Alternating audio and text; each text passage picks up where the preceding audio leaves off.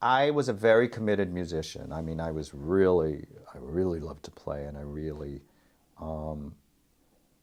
was very important to me to play music, and I decided to make my living playing music.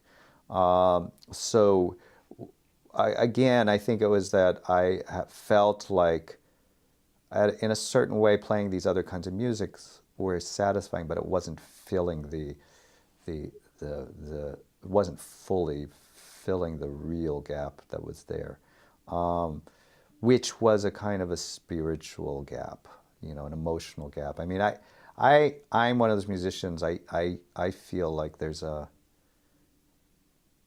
tune in my head that I can almost hear. I get little glimpses of it, and every once in a while I'll think of something or hear something that goes there, and it's like a taste of that. In a way, it's kind of like a musical Golus. It's a musical exile.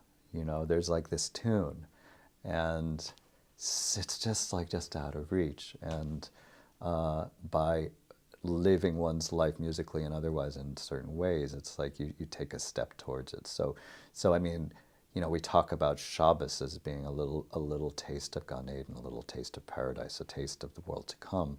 That's kind of how I feel about Jewish music. It's like I might not actually get there, but it's like when I hear these melodies that either in my head or things that speak to that gap, that feels incredibly powerful to me. So I think your question, going back to the KCB, was I remember, hearing people playing Yiddish music and like thinking, oh my God, I've got to do that. I just, it was like water or air. I mean, I had to have it.